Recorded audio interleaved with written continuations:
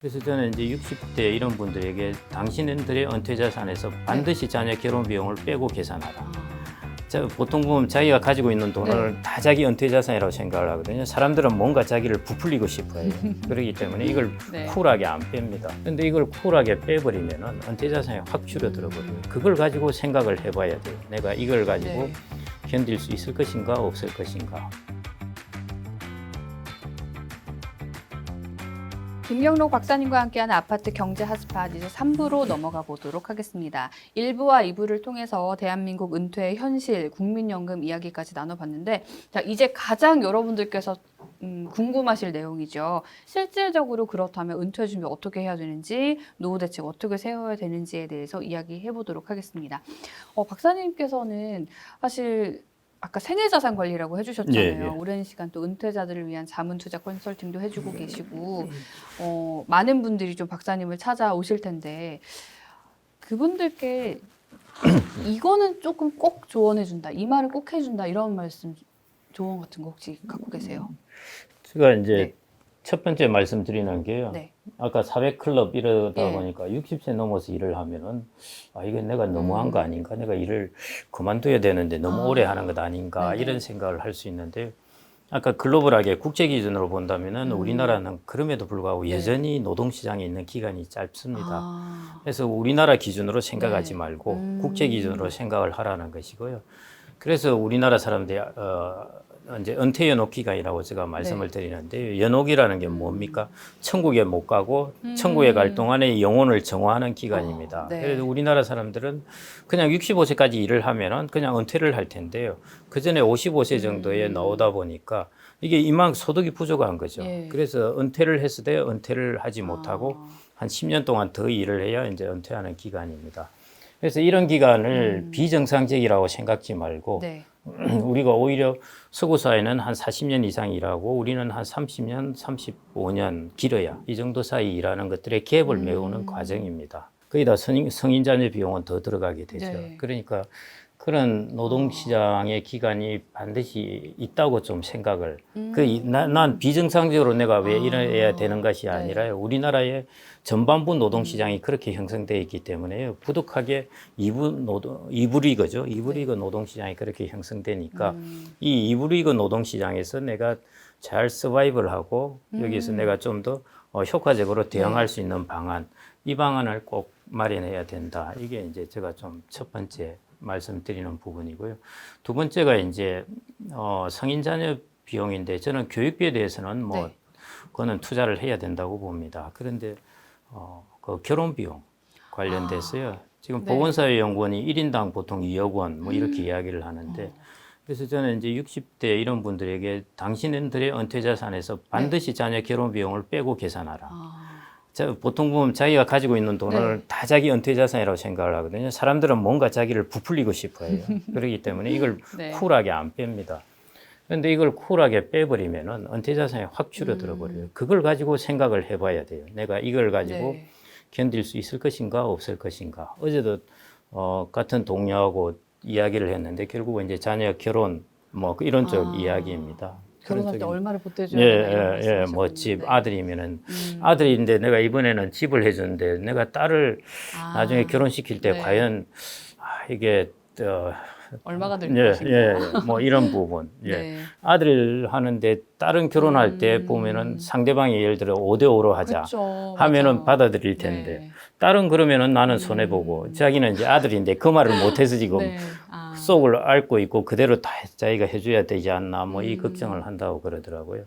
그래서 결혼 비용 문제가 우리나라는 되게 큰 문제입니다. 그래서 이 부분에 대해서 좀 쿨하게 정말 잘 생각을 해야 되고요. 이 부분에 대해서 가장 난관이 자기 엄마입니다. 엄마 같은 경우에는 노후 자금이 어떻든 간에 일단 자녀들한테 결혼할 때 많이 대주자 하다 보니까 이제 남자들이 힘도 없고 하니까 다 그쪽에 대주고 그러는데 그래서 두 번째 이제 쿨하게 생각해야 될 부분 혹은 생각지도 않게 자기가 감안해야 될 것이 자녀 결혼 비용이니까요. 아예 이 부분을 쿨하게 빼보고 판단을 해야 됩니다.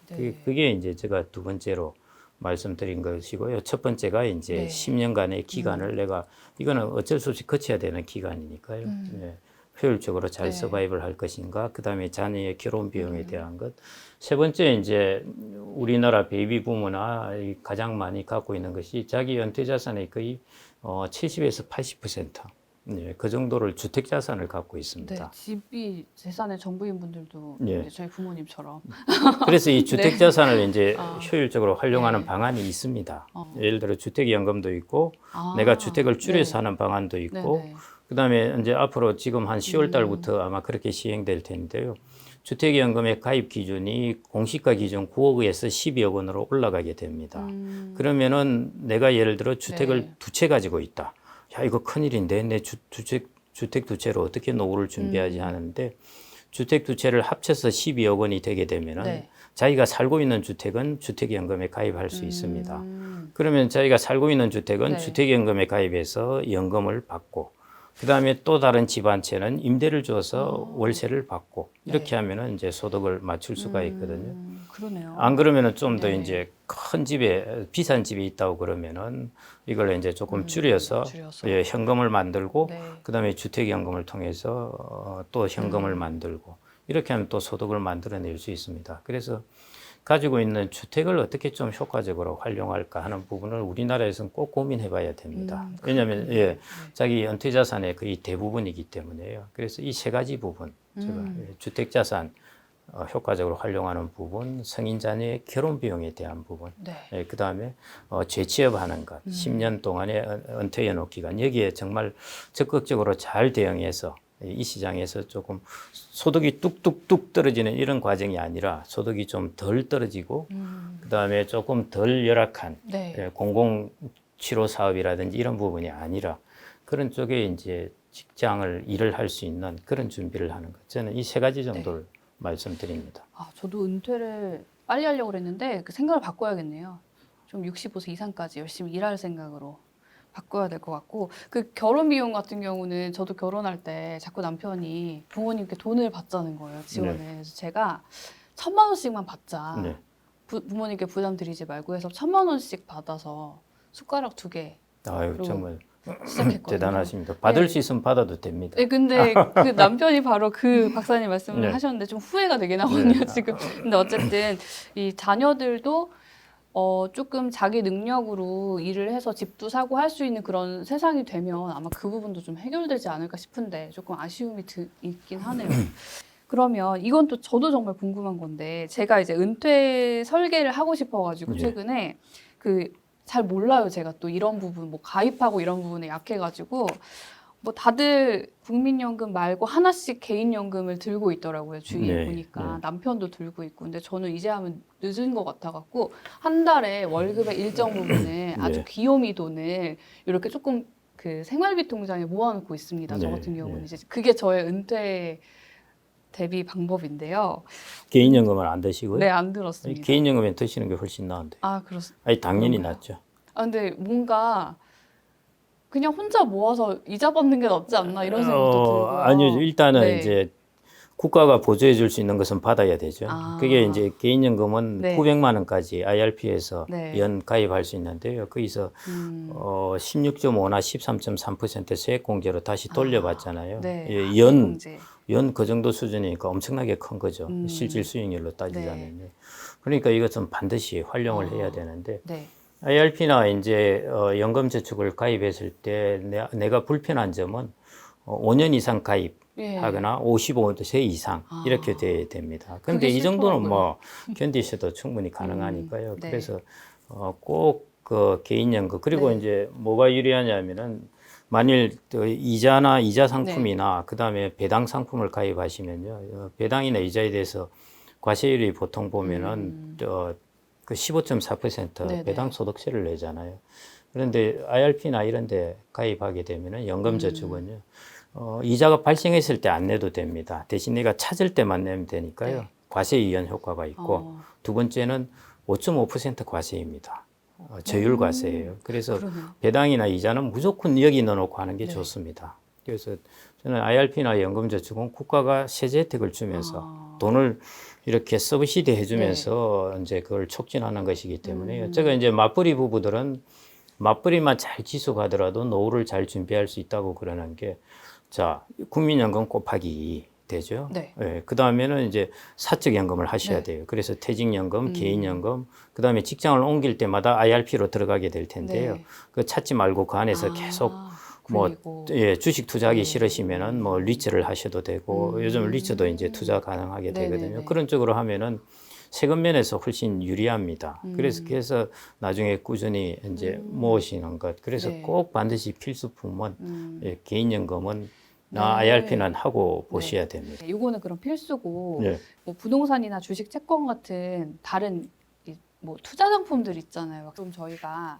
관심을 갖고 봐야 될 이유가 바로 은퇴 대비를 위해서기도 하죠. 아니, 물론이죠. 네. 적어도 퇴직이나 은퇴 쪽 상품을 운용하시는 것은 아마 최소 30년에서 50년 하셔야 될 거예요. 그렇게 보시면은 제일 중요한 기준이 원금 보전이 아니라 구매력 보전입니다. 구매력 보전. 예, 구매력 보전이라는 것은 네. 내가 물가가 올라온 만큼 나의 자산이 증가하지 않는 겁니다. 예를 들어 내가 예금을 갖고 있는데 예금 이자율이 3%다. 네. 그런데 물가가 4% 올랐다. 이렇게 되면은 내 자산은 물가만큼 증가하지 못하는 거죠. 네. 예, 그래서 나는 실질적으로 나는 물건을 살 수 있는 게 자꾸 줄어드는 겁니다. 그게 이제 구매력에 손해를 본다는 것인데요. 그러면 이제 구매력에 손해를 주는 것과 구매력을 유지하는 것이 뭐냐 하면은 이제 예를 들어 최근에 이제 아르헨티나 사태가 네네. 있었죠. 그러면서 이제 물가가 막 급등하고 아르헨티나 금리가 지금 118%인가 그렇습니다. 네. 예. 그러면서 이제 아르헨티나 사람들은 이게 뭐 벽돌을 사는 게 더 낫다 뭐 이렇게 되고요. 이전에 실제로 베네수엘라가 그랬었어요. 네. 베네수엘라는 그거보다 주유소에 가서 가스 스테이션에 가서 기름을 넣고 치소를 주고 뭐 이런 사태가 있었는데요. 아르헨티나가 이렇게 지금 막 그 금리가 118% 되고 물가가 오르고 했을 때 주가가 어땠을 것 같습니까? 아르헨티나 주가는. 주가가 떨어지지 않았을까요? 주가가 급등을 했습니다. 급등했습니다. 왜냐하면은 기업이라는 게 실물 자산이잖아요. 예. 기업은 상품을 생산하는 곳이기 때문에 물가가 오른다는 것은 제품의 가격이 오른다는 겁니다. 그러니까 기업의 지분을 갖고 있으면은 물가를 어느 정도 따라간다는 거예요. 그래서 이제 극단적으로 말하면은 베네수엘라는 이전에 예금을 가진 사람들이 예를 들어 10억 원을 가졌는데 어느 순간에 100만 원이 돼버려요, 가치가. 차라리 망치를 하나 들고 있는 게 낫죠. 예, 그런데 구매력을 이런 물가나 이런 게 있을 때 구매력을 보존해 주는 것은 오히려 주식이라는 겁니다. 주식은 상품을 만들어내는 곳이고요. 상품 이퀄 물가입니다. 물가가 올라가는 것은 상품의 가격이 올라간다는 뜻이니까요. 그걸 이제 우리가 조금 일반화해서 이야기해 본다면은 결국 우리가 길게 봤을 때 짧게 물가가 200% 올라간 것이나 길게 봤을 때 물가가 또 200%뭐 30년 세월이면 올라갈 수가 있겠죠. 그렇게 봤을 때 결국 우리가 구매력을 보존하는 자산을 가져야 한다는 것입니다. 그래서 예금이라는 이런 자산은 원금 보존은 되는데 원리금 보존이 되죠. 그런데 구매력 보존은 어렵고요. 그래서 구매력 보존되고 플러스 거기에다가 알파가 될 수 있는 자산이 이제 부동산이나 주식 뭐 이런 자산입니다. 그래서 꼭 반드시 이런 자산으로 은퇴 자산을 젊은 사람들은 특히 구성하고 있어야 됩니다. 그래서 주식이나 채권이나 부동산 투자에도 항상 귀와 마음을 열고 저희가 좀 장기적으로 대비를 해야 되는데 왜 항상 이제 근시안적으로 오늘의 주가만 그렇게 보이는지 모르겠습니다. 혹시 뭐 그 해외 주식 같은 것도 조금 뭐 신흥국 주식 같은 것도 좀 봐도 되겠죠? 인도 같은 나라들. 우리나라 인구 구조나 앞으로의 우리나라 산업 구조는 좋습니다. 좋은데요. 우리나라가 지금 되게 취약한 점이 앞으로 취약한 점이 인구입니다. 너무 이게 충격이 너무 크기 때문에요. 그래서 이제 자산을 좀 나의 자산을 좀 옮길 필요가 있어요. 이 자산을 옮길 때 이제 제가 꼭 같은 그런 질문을 받습니다. 예를 들어 미국으로 옮길 수도 있고 인도로 옮길 수도 있고 베트남으로 옮길 수도 있는데요. 꼭 그때 이제 인도가 어떠냐, 베트남이 어떠냐, 이제 중국이 어떠냐 이런 걸 물어보는데 워렌 버핏이 이제 이런 이야기를 한 적이 있습니다. 투자를 할 때 2m짜리 높이도 있고 1m짜리 높이도 있고 50cm 높이짜리 있는데 워렌 버핏 같은 사람은 2m짜리도 뛰어넘을 수 있다는 거예요. 그래서 자기는 2m짜리를 넘는 겁니다. 그래서 애플을 40% 가지고 일본의 종합상사 주식을 가지고 하는 것은 자기는 가능하다는 거예요. 개인들 그러지 말라는 것입니다. 개인들은 50cm짜리 장벽을 뛰어넘으라는 거죠. 그것만 넘어도 충분히 수익을 줄 자산이 많으니까 굳이 2m짜리를 오지 말라는 것이죠. 그걸 이제 국가를 가지고 생각을 해보면은 이런 거죠. 만일 여러분들이 베트남 주식을 사면은 베트남의 기업에 지분하고 동화를 갖게 됩니다. 동화에 어떻게 될까? 동화의 가치가 잘 모르죠. 잘 모르면 안 해야 됩니다. 네. 그 다음에 이제 인도 좋죠. 뭐 인도도 좋다고 그러는데요. 인도 같은 경우에는 인도 주식을 사게 되면 인도의 기업의 지분을 갖고 루피를 갖게 돼요. 그 다음에 이제 여러분들이 미국의 주식을 사게 되면은 미국의 기업의 지분과 달러를 갖게 돼요.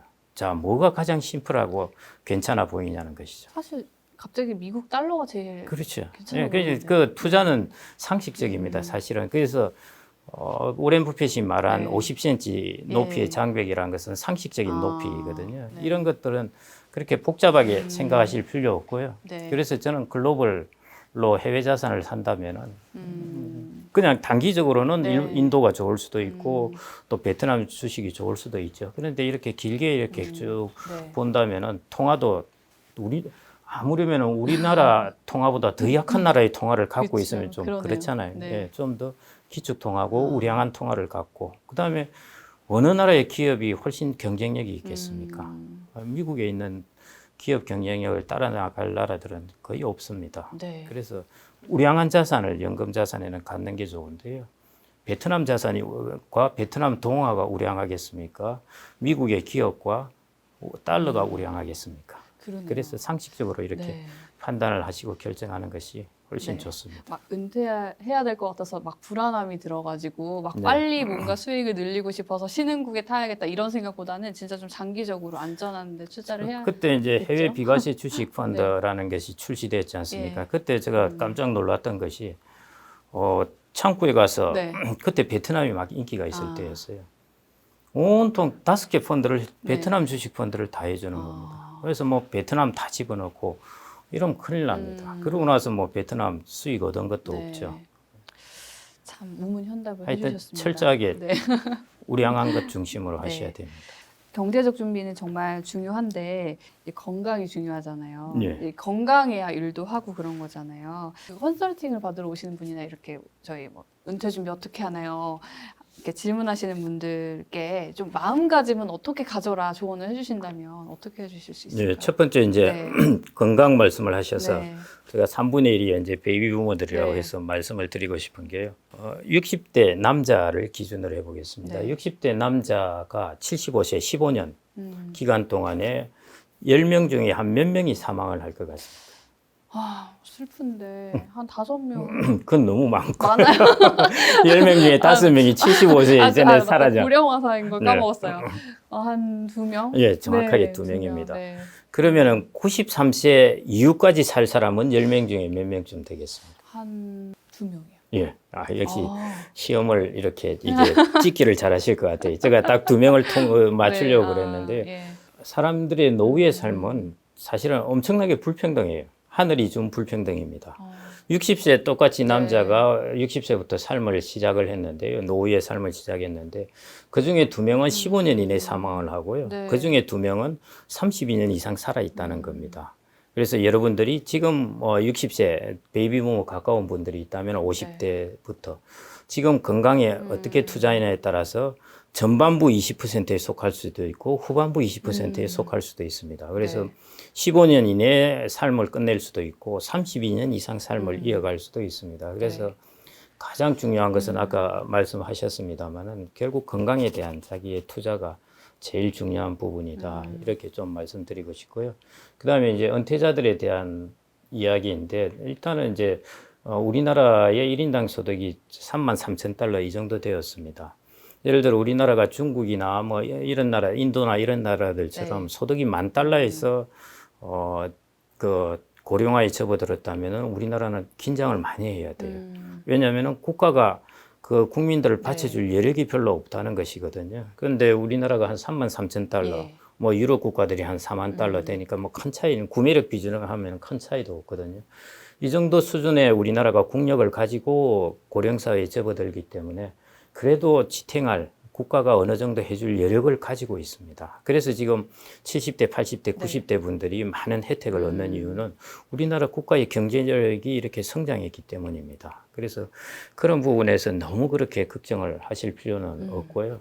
우리나라 이 정도 선진국에 접어들었다는 것만 해도 내가 은퇴하기에는 좋은 환경이 그래도 갖춰졌구나 이렇게 생각을 하시면 될 것 같고요. 그래서 그 다음에는 이제 아까 제가 세 가지 말씀드린 것, 그 은퇴 후에 한 10년 동안의 재취업 기간 이걸 꼭 잘 활용을 해야 됩니다. 여기서 소득이 없이 내가 모아놓은 자산을 갉아먹는 사람과 그 다음에 내가 한 10년 동안 소득을 유지한 사람은 한 70대 가면은 엄청난 차이가 오게 됩니다. 그래서 이 부분이 가장 중요하고요. 그 다음에 성인 자녀에 대한 부분이 가장 목돈인 부분이니까 여기에 대해서 의사결정을 잘 하셔야 됩니다. 그래서 이런 부분, 이런 부분을 꼭 좀 잘 감안하셔서 은퇴를 맞으시면 괜찮을 것 같습니다. 네, 사실 뭐 은퇴 이야기는요, 뭐 40대부터 60대까지 꾸준히 나오는 이야기입니다. 오늘 김경록 박사님과 함께 대한민국에 불어닥친 이 은퇴 관련 이슈들 정말 하나하나씩 다 짚어본 것 같은데요. 우리 모든 국민들이 다 정말 은퇴 준비 잘 할 때까지 우리 김경록 박사님의 여러 활동도 응원하도록 하겠습니다. 자, 인사드리겠습니다. 고맙습니다. 감사합니다. 네, 저는 경제 크리에이터 신지은이었고요. 좋아요와 구독, 알림 설정까지 부탁드리고 다음에 다시 뵙겠습니다.